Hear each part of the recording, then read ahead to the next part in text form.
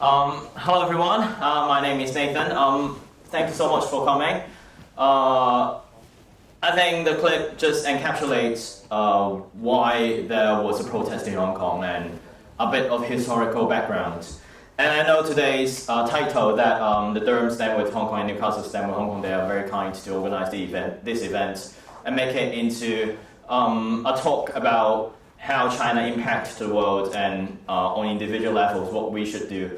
But I would try to explain myself in a way that I put my personal story into the picture and kind of like introduce you what I've been through and what does it mean for me for now standing here escaping Hong Kong and to understand the larger context of democratic backsliding on the global stage. But before I continue my talk, I would like to say a few words in Cantonese. I hope those of you who do not understand it don't feel too bad about it.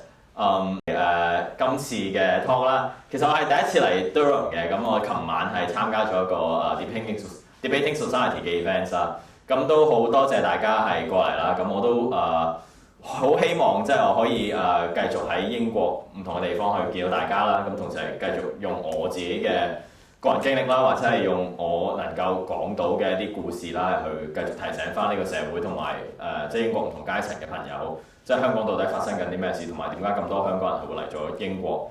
咁都好多謝大家啦，都知道可能重新嚟到一個新嘅國度，適應唔容易，亦都大家會因為唔同嘅原因要離開，有啲人嘅原因比較迫切同埋貼身，甚至會有危險。咁我都好希望你哋能夠喺新嘅地方可以揾到一啲穩定嘅感覺之餘，亦都係能夠繼續喺度做到你自己想做嘅嘢啦。Okay, that was some kind words to my fellows. But yeah, so today I come with my book. I do not intend to do any promotion of it, but it's really important to depict my story on that background. So this book, I published it last November. It's called Freedom. There are a few chapters in the book. I will probably read the preface of it later if you're interested in it. But in general, the reason why I wanted to write this book is I wanted to tell my story in a way that rhythms the fall of Hong Kong to the global audience, and in order to draw a picture of why the fall of Hong Kong reflects the danger of the rise of authoritarianism in China, and why our complacency for the past decades resulted in the democratic backsliding of the world that we are experiencing today. So this book, I actually wrote it last year, not last year, now it's 2022. I wrote it in the beginning of I think it's last year actually. In the first half of 2021, that when I just left Hong Kong and then came to the UK, I really wanted to tell a story of mine, but not in a very academic way or producing a really heavy book that only a handful of people will read it, or like people, when they read the first 10 pages of it, they just feel like there are too much details and not so much interesting stories about it, so that they will stop it. I wrote it in a way that I incorporate my story to a kind of like historical background of Hong Kong. And it's really interesting when I look back to my story and my parents' story, it actually reflects the relationship of China and Hong Kong, and possibly it will hint a light of how we see China in the long future. My father was an immigrant from mainland China. He swam and took a raft boat trip in 70s when he was in his 20s. And the reason why he needed to leave leave China was because there was a big famine in his village. There were no food. And the only possibility for him to survive in that time was to come to Hong Kong. Hong Kong in the 70s of last century, it meant the land of gold. Sometimes it meant hope and refuge to the generation of my father. So he took a 3 days boat trip, swam across the China-Hong Kong Straits, and took a really dangerous and risky trip. He saw a lot of floating body on the water, but he finally made it. He was one of the fortunates. And for him, Hong Kong meant refuge. And he could have never thought that for now, Hong Kong means something else. It's no longer a place that shelters people. It's a place that producing refugee, just like me and like the others. And it's a kind of sarcastic historical facts that we're now facing. And fast forward when Hong Kong in 80s and in 90s, when we were talking about the handover, Hong Kong people were very, very nervous because we were in a way of building up our international financial center, and Hong Kong was very vibrant with our own way of life. And when we look back, at that time, China was just starting to open up. They had a lot of problems. They have a socialist way of governance, which Beijing centralized all power. And Hong Kong people were very worried when the sovereignty were handed back from the British government to the Chinese government in 1997, that they would lose all freedom immediately. And there were a several waves of immigrations. In order to appease Hong Kong people, Beijing introduced the one country, two system, as we introduced in the last clip, in order to comfort Hong Kong people and say that we will give you autonomy, democracy, and freedom after 1997 when you are under Chinese ruling. So that was the reason why the term promise popped up so many times in the clip. And we saw that promise, we have taken it very seriously. And when we talk about the human rights violation in Hong Kong, we would say that Beijing violates its promise and violates international treaty. That was because they actually made those things in the 80s in order to promise Hong Kong people that we would continue to live our life after 1997. And after that, I was with my mother, who came to Hong Kong in 1999 from mainland China, and finally our family reunited. But at that time, both of them, they were immigrants from mainland China.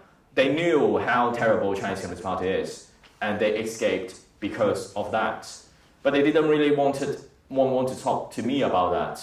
I would call they have that kind of refugee mentality, that they knew there are something wrong in the Chinese Communist Party, but the only thing that they want is stability. They want their future generations to make a living, to provide, and don't mess up with politics, don't mess up with Chinese Communist Party, basically.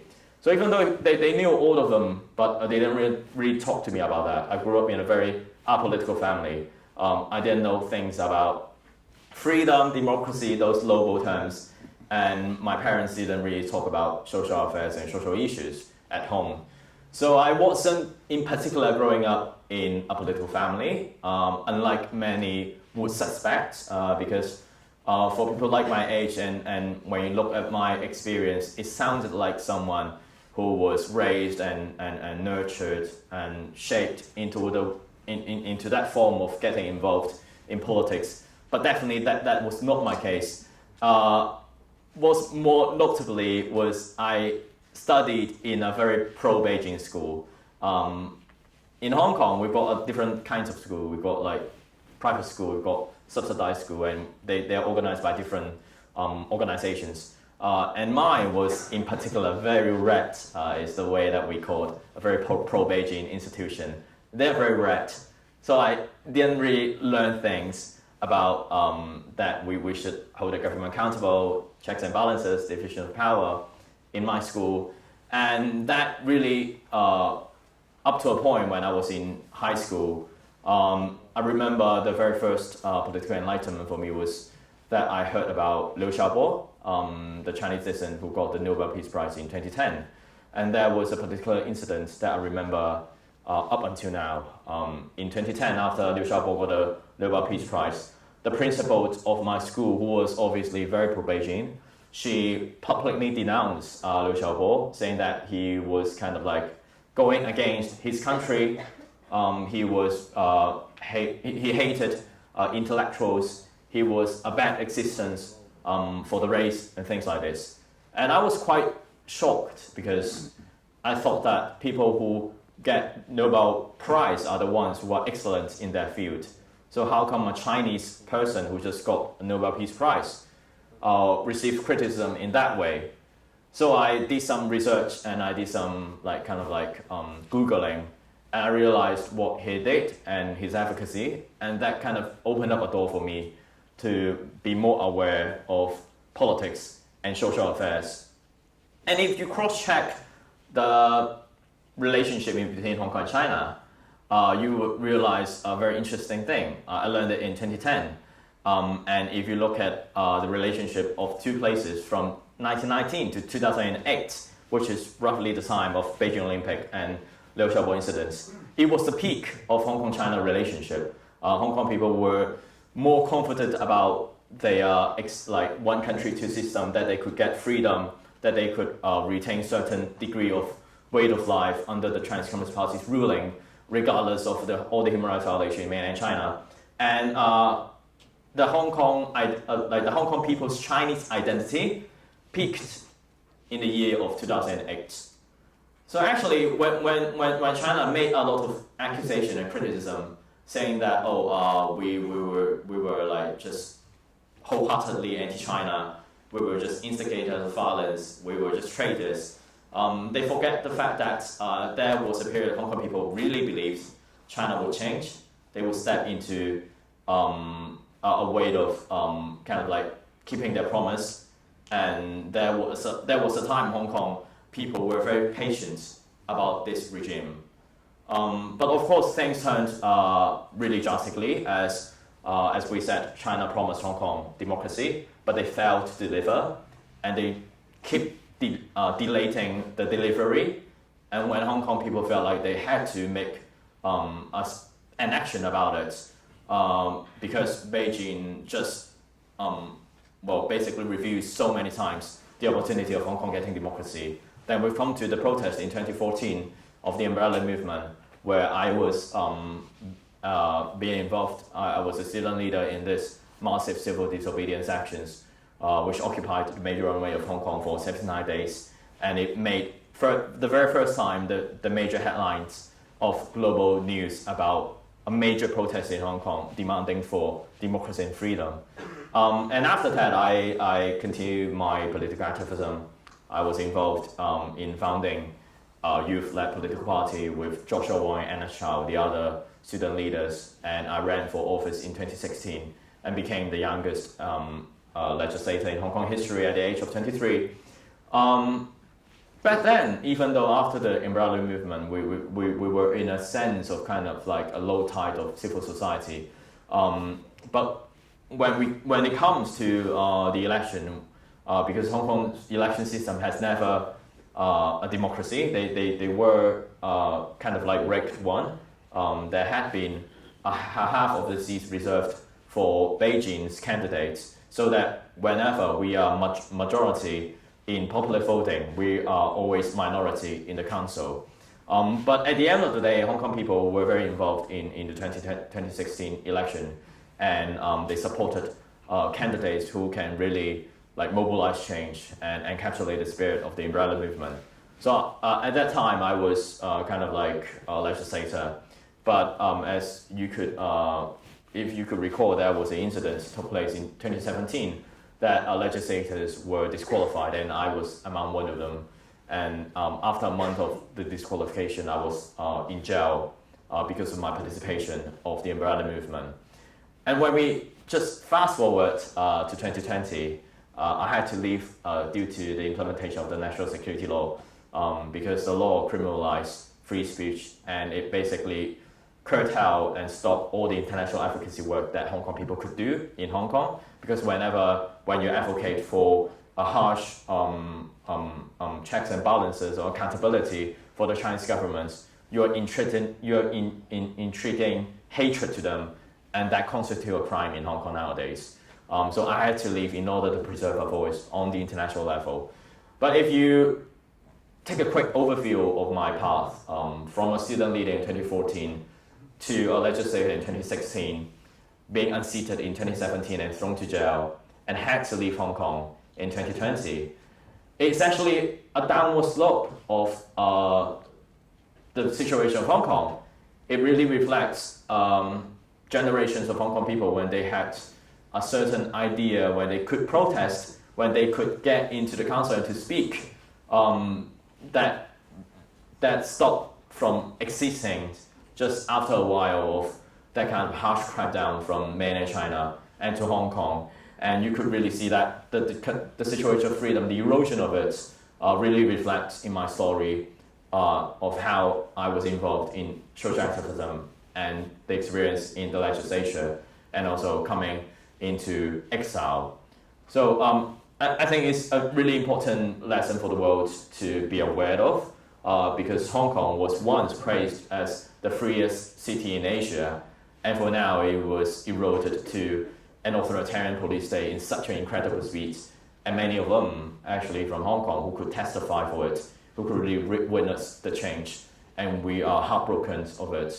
And when we see the strategy of the Chinese Communist Party used in Hong Kong, including, as I said in the book, a lot of media control, media crackdowns, criminalizing free speech, doing a lot of counter-protests, colluding with gangsters, using police brutality as a form of suppression and silence, we could actually see those authoritarian toolbox being applied from around the world. The way that China corrupt Hong Kong's freedom to attack them is not something that is unique in Hong Kong. But as Hong Kong is transparent enough, we've got a lot of information about it. This is definitely a great lesson to show the world how an authoritarian regime could erode a free city in such an incredible speed. And sometimes it could be slice by slice, but sometimes it could be like falling off a cliff. So that is one part of Hong Kong that worth your attention to understand how it operates. But on the other hand, Hong Kong's incident also shows Beijing's aggression and their confidence over their literally more technologically advanced and sophisticated Orwellian system, that they take control in a city with all those power they could grasp. We are, of course, now, many of us are more aware of how China expands its authoritarianism, exporting their models to somewhere else through a lot of economic projects, economic coercion or blackmailing.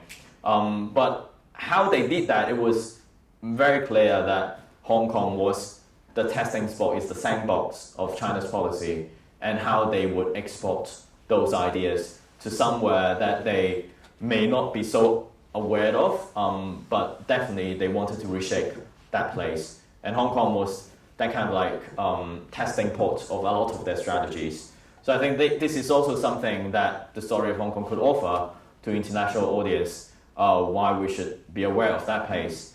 But at the end of the day, when we think of understanding a place like Hong Kong, it comes with a perceptual change. It comes to an awareness that we all agree we are in a state of emergency, that democracy is in a state of emergency, and the past 2 decades of democratic decline really corrupt our values and make these authoritarian or even totalitarian regime have more room to export their ideology and to be more dominant in that sense.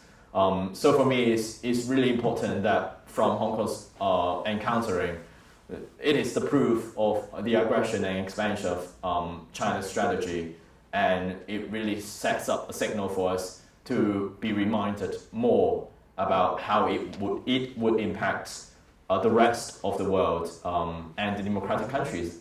We are not free from their attacks and their infiltration, and also the way that they corrupt our democracy.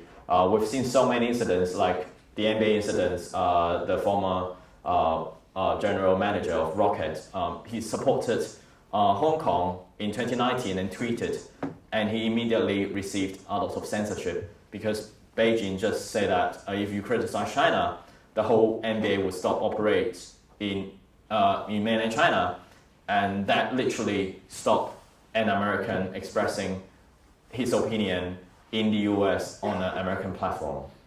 This is not something that only affects Hong Kong people, not only affecting diasporic Chinese people, but literally that kind of censorship could fall into every one of you. And I was in a debate yesterday, and I also quote the following incidents. It's about the German luge gold medalist, she was really critical of China before he went to this Winter Olympic. And when she was interviewed during the Olympic about the human rights violation in mainland China, she had to reply to say that I won't comment anything as long as I'm in China. I would comment after it. So you could really see, even though a known Chinese national, they could be submitted to these threats. And if you are personally in mainland China, then you will immediately lose your free speech. So all in all, in order to match today's topic, and if some of you are coming not because of my story, but wanted to know more about the relationship of Hong Kong, China, and the world, I think it's really important that we see Hong Kong as an alarming signal to our freedom and democracy, and it teaches us that we don't take freedom for granted, that we have to have an awareness of the state of democracy and how we can do something to stop the complacency of democracies and to safeguard our values, and it's time for us to act. So if you are interested in the book, in the last chapter I have detailedly depict certain things that we should do, certain characteristics as an activist that we could get involved in the campaign of precipitating social change, positive social changes, and the way that we can help our causes. Maybe my cause is different from yours. Maybe your interest lies on UK politics, lies on environmental challenges, arms proliferation, etc. But I believe that there are certain traits of being an activist, having that eagerness of changing the world that we share, and the experience of mine may be certain clue or, I don't know, inspiration for you to pick the right track for yourself and try to make a change. So I think this is the first round of my speech. I don't know whether I'm over time, but it's okay, right? So I will take Q&A, and if everyone feels comfortable with me reading my preface of my book, I will do it after the Q&A session, or in between it, or as long as you're interested in it. Thank you.